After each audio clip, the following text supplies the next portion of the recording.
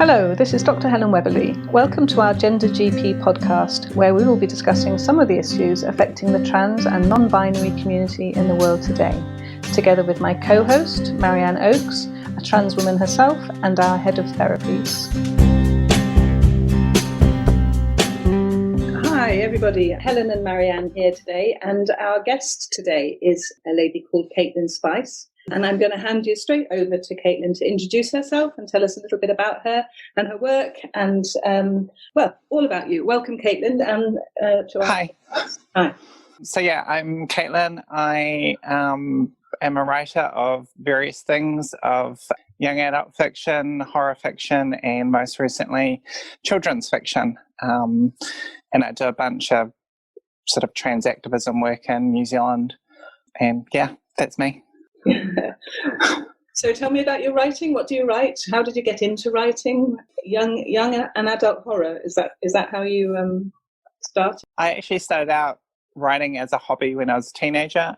Probably a similar story for lots of trans people. I escaped into different worlds to cope with my situation, and my writing was one of those worlds. So I spent a lot of my teens writing copious amounts of stuff. I have huge folders of my writing from that time. That's interesting, isn't it, Marianne? We often see people hiding in different ways, or not hiding, or finding some way of expressing themselves. That's just to release that kind of that inner feeling, isn't it? And to be themselves. I talk a lot about that. You know, some people say to me, I didn't realise I was trans till later, but then when you look back at the life, what they've been doing to express themselves one way or the other. So it's not unusual to hear that, you know, expressing ourselves through art, shall we say, or through our behaviours. Definitely. How have you found that your writing's been received by the wider community, Caitlin, if that's not too big a question? So how I sort of started becoming known as a writer was on Reddit. I started out on a place called Writing Prompts, where people would literally throw up just random prompts for people to write on.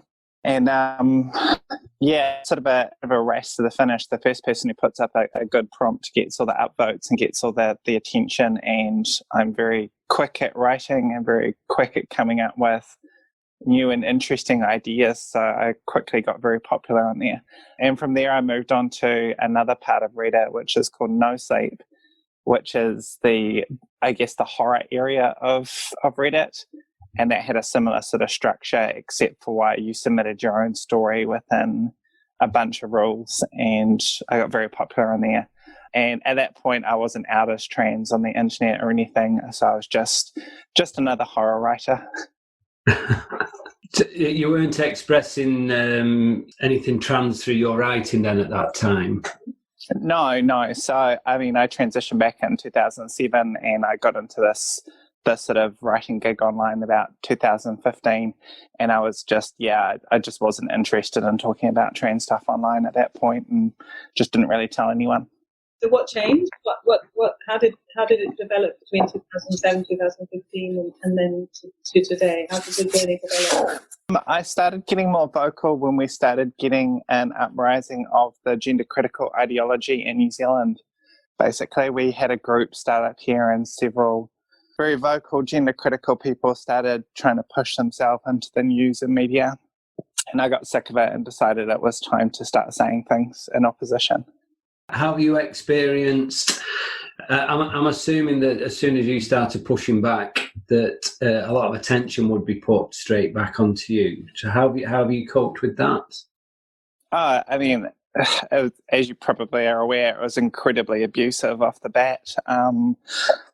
I've coped as well as I could. I mean, it gets pretty nasty.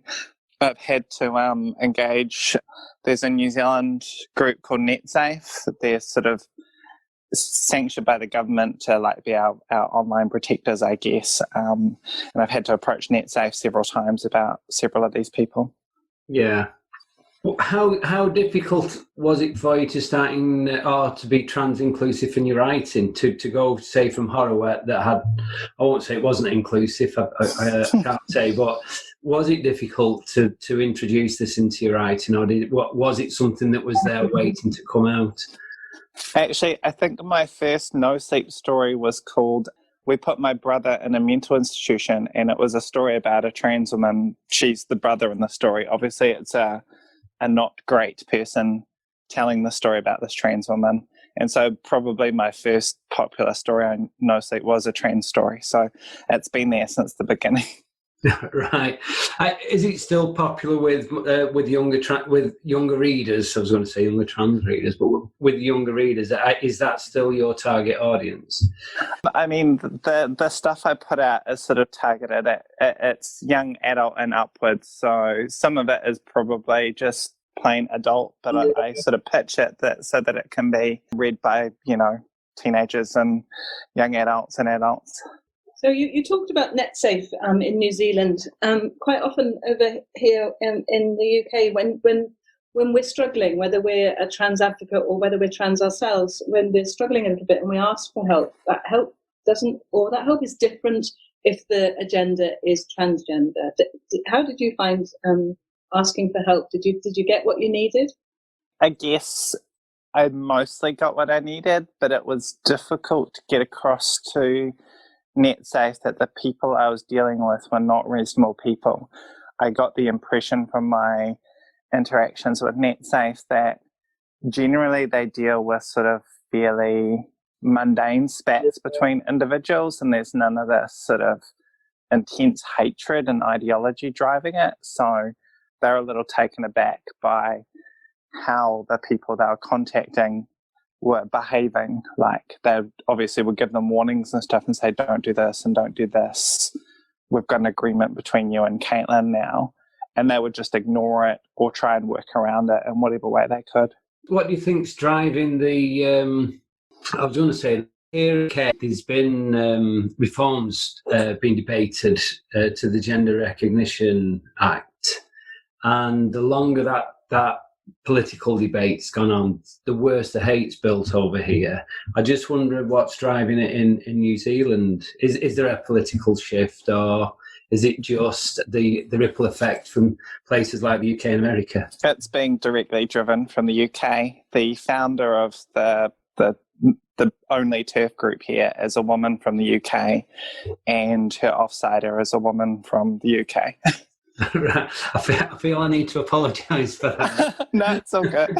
That's awful. That's terrible. I'm so sorry. That's really shocked me, actually. Goodness. So I don't know what to say about that. That's really awful. I mean, the very fact that these groups exist, or that they've got such a powerful voice, or that they're so strong, is terrible. But then when their reach extends such a long way, that's really terrible. What is the climate like then in New Zealand? Because I get a lot of positive affirmation from New Zealand and Australia. We spoke to a lady there who's been rewriting the guidelines for good transgender healthcare in Australia recently, and the impression that I get is that it is progressive on these things. But then we speak to people like yourself, and it doesn't feel like it's a great deal different than in the UK. Are these people affecting the political and social climate? I think they're not affecting it as much as they want to. Their only real victory was, just for some background, I'll just explain that. We basically have self-ID in New Zealand for passports and for driver's licenses, and myself and a lawyer, we were the ones who pushed through the driver's license change. And so there's been a push to change birth certificates so that they're in line with that, because it's stupid having one form of identification that's not self-ID when the other two are. And so there was a bill going through Parliament, and it had reached its second reading, and it was going to go through to its third reading, but it got halted by this local TERF group, and it's been stalled indefinitely now. So it's similar to the UK from the sound of things. Yeah. The usual story, reasonable concerns about women and girls and changing rooms, etc. And just to clarify what you said before, you and a lawyer were driving some of this change. Yeah, so I was complaining to some friends of mine about the fact that you could get your gender marker changed on your passport with just a statutory declaration. But to get your marker changed in your driver's license records, they wanted your birth certificate changed, and our passports are an internationally recognised document. A driver's licence is not, so why is the driver's licence held to a higher standard? And so we made a case saying that that was essentially discriminatory and against Human Rights Act, and we won, and they caved. Brilliant. I mean, that's genuine activism working as well. That's what's really nice to hear. Yeah, it was a nice little victory, and it's something I'm fairly proud of. So, Caitlin, tell us about your latest book, Raven Wild, because we here are on Twitter, and we saw a lovely flurry of mums of trans youngsters saying, love this book, got to put it on your Christmas list, things like that. So it touched our lives over here. So tell us about it.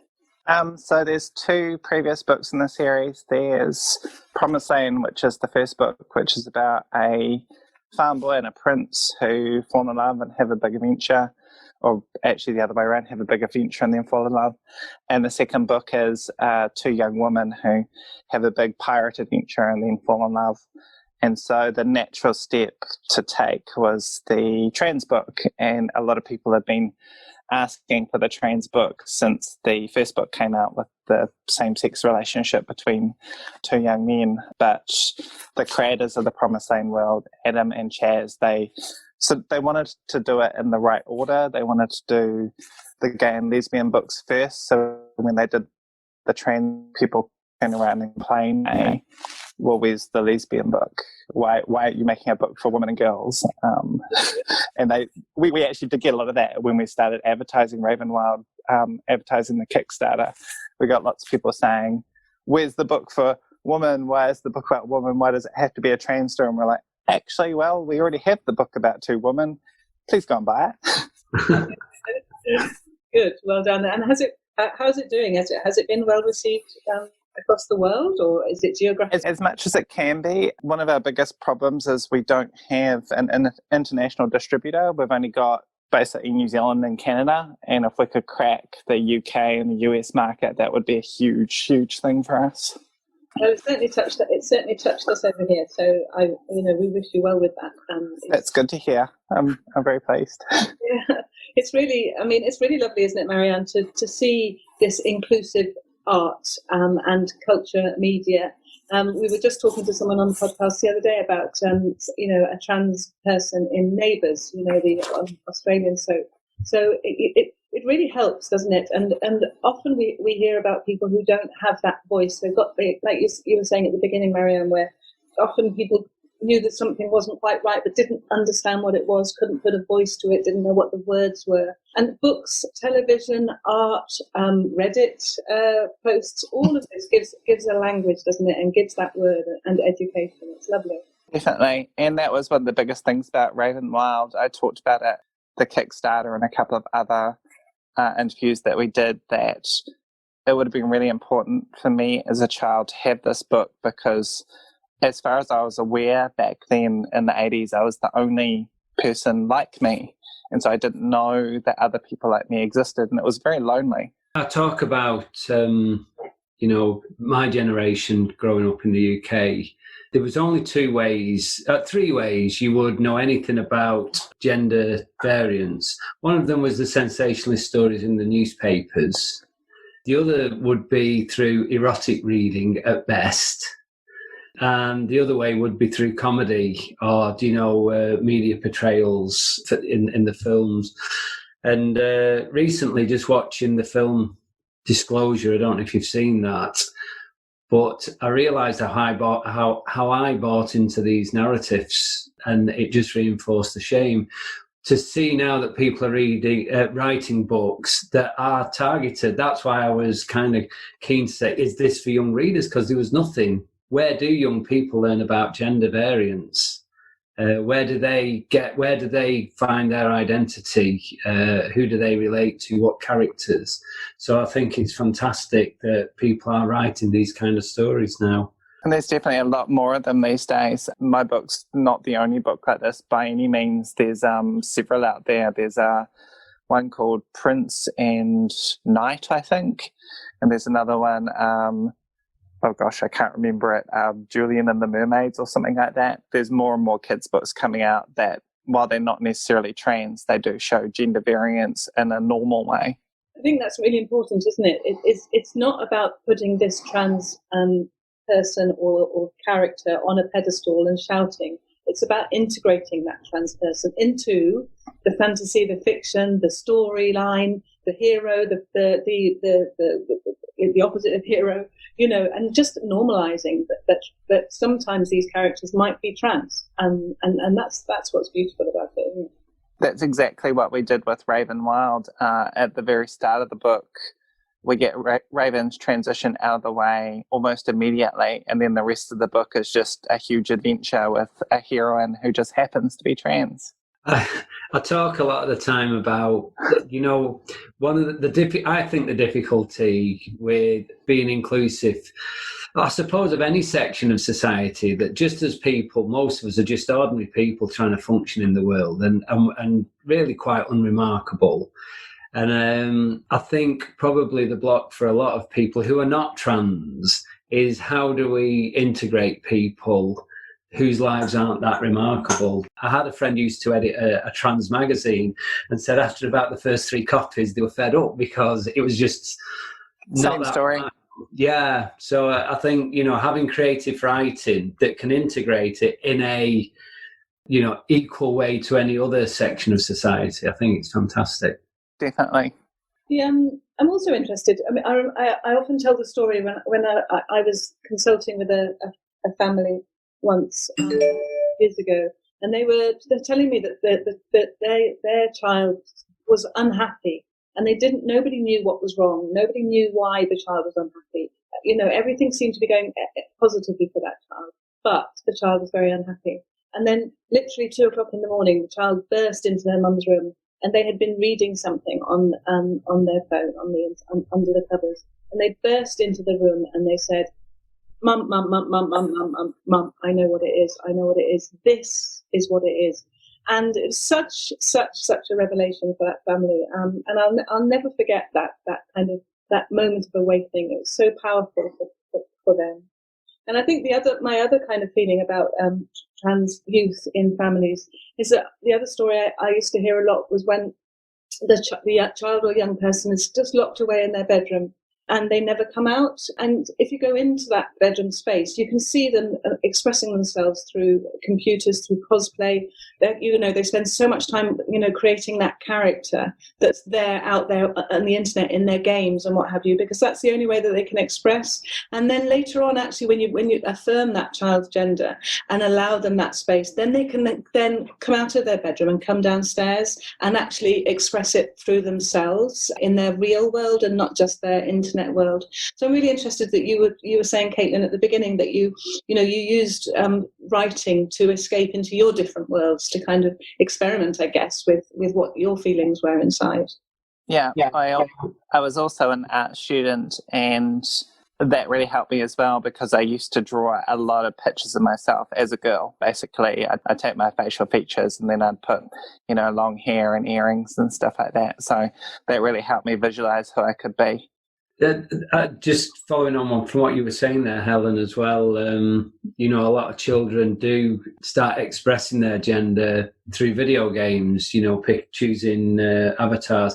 And I don't know, I'm not going to even pretend to know a lot about video games, but I know there are some that have shapeshifters, and that's very popular. When I talk to a lot of the younger trans people, and you're discussing how they discovered themselves, it was through video games. Not everybody's, and I include myself in this, I'm not very good at art. I could never have drawn myself in any other way other than a stick person. But, for people that haven't got that, there are other ways of finding yourself and finding a way to express your feelings without, or being able to stay safe without making yourself vulnerable.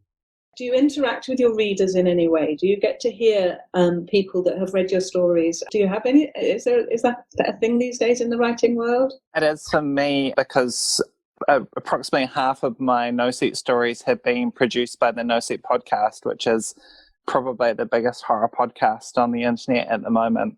And they have a couple of groups. They've got a Facebook group, and they used to have comments up on their website, and there's a subreddit for them as well. So there's a lot of reader feedback about all the stories on the podcast, and because I've had so many, I do get a lot of feedback about my writing. So can you share some with us? Have anything that touches you? Nice things. We don't want all the things. We just want nice things. Yeah, nice things. There was a story, they did a Pride episode, which is actually my idea. I think the first Pride episode was 2018, and so they were trying to collect Pride-themed stories, and I grabbed one of mine that I'd just recently written, and it was called Containing Secrets, and it was about a trans woman who was being horrifically bullied at work. People said that, they hadn't really realised how bad it could get. That's really interesting, because it's a bit like the denial of racism. There's a denial that society treats us poorly, and to recognise our failings as a society. And I think, the fact that people can get bullied just for being who we are, how do we express that? How do we bring that into people's awareness? And actually writing and storylines, and like Helen was saying before, having characters in just run-of-the-mill soaps is a really good way of highlighting what the real issues are. So, sadly, I think they fail a lot of the time to make the point. But yeah, agreed. And quite often it just sort of turns into misery porn, where they're like, "Oh, how terrible and tragic for that person." Yes. Which can work against us as well. We don't, we don't want to be portrayed solely as victims. As tragic and pitiable. So, Caitlin, the other thing that you mentioned was that you, some time ago, you were kind of quiet and just got on with your own life and what have you. And then when this gender critical group kind of started up, you suddenly thought, hang on a minute, I'm not having this anymore.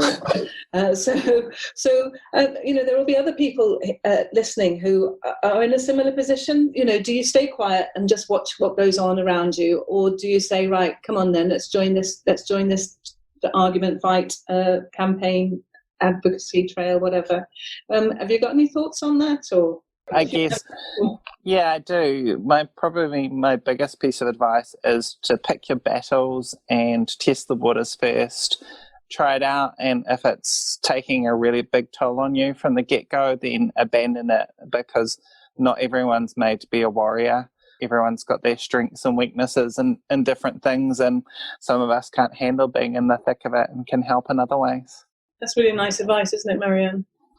Without question. I feel guilty sometimes. I see a whole battle raging on Twitter or Facebook or somewhere, and I think, and I'll go and type something, and then I think, no, don't.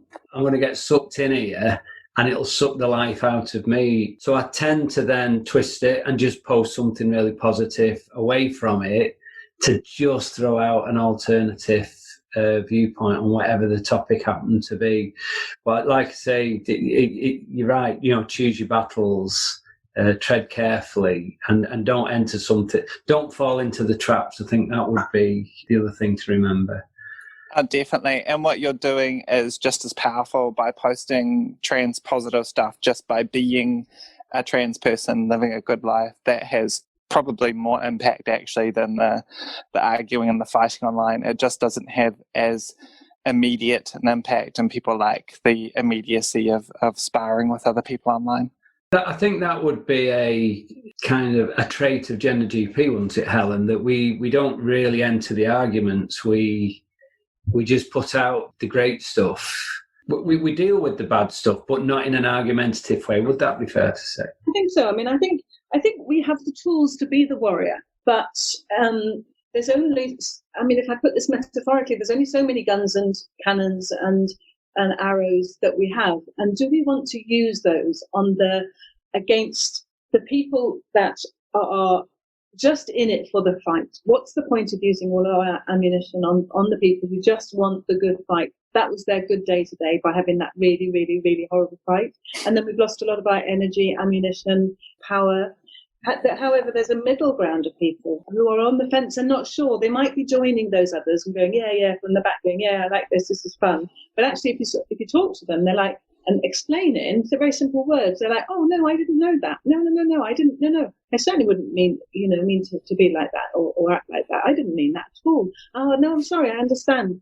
And I would much rather we used our ammunition there in education and normalizing trans identities in that way. So certainly we don't waste our energy and ammunition on those who just want a fight. No thanks.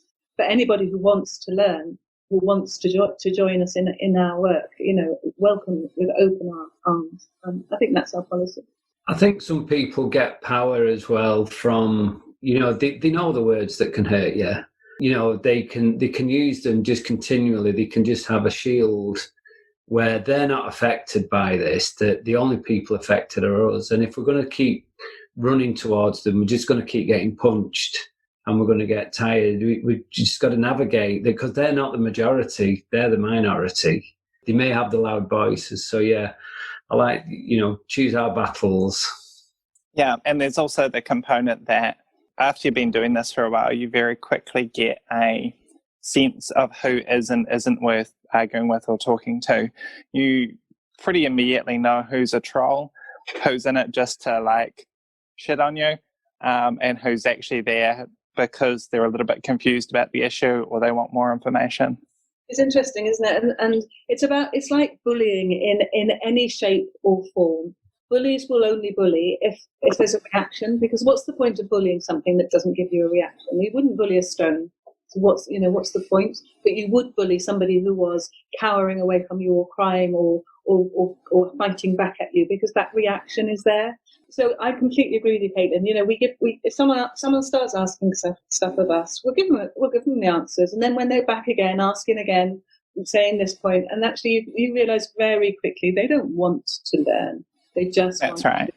to pick a silly, babyish, bullyish row, and then I'm like, where's the block button on this one?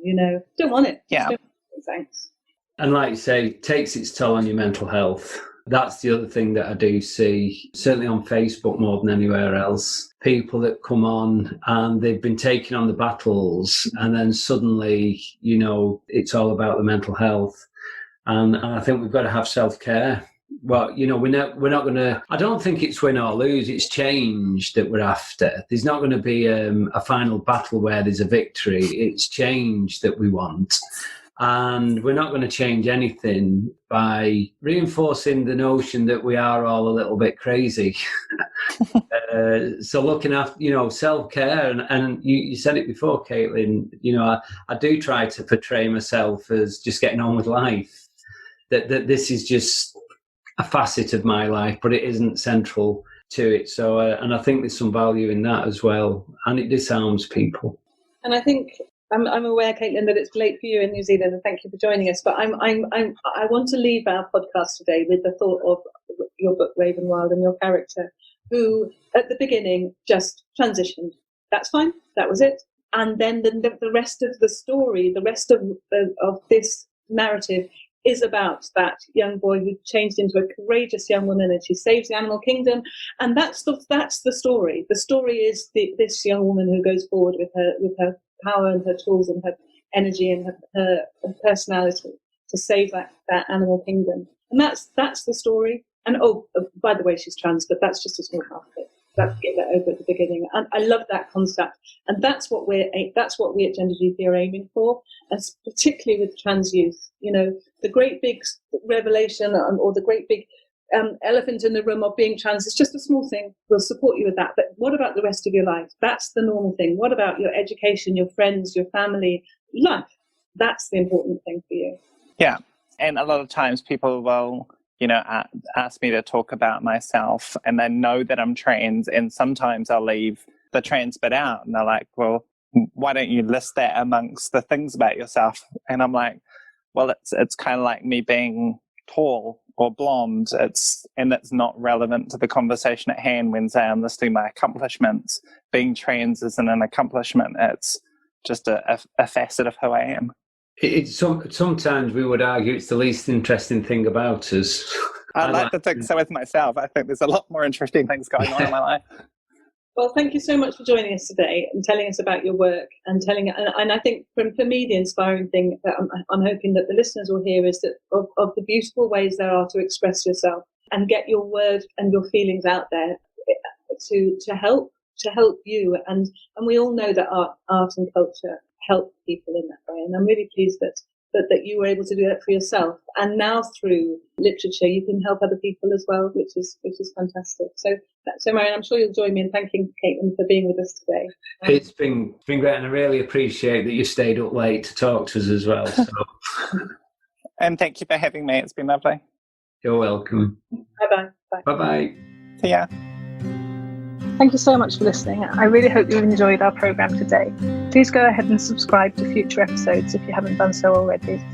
If you or anyone else have been affected by any of the things that we've talked about in our podcast today and you'd like to contact us, please visit our website Help Centre and contact us via there. We're very happy to accept ideas for future episodes and future guests, so let us know if there's anything specific you'd like us to cover. You can also visit our website gendergp.com for a multitude of information about transgender health and wellbeing issues. You can follow us on social media. ID is @GenderGP, and you can sign up to our monthly newsletter. Full details can be found in our show notes on our podcast page. Thanks for listening, and see you soon.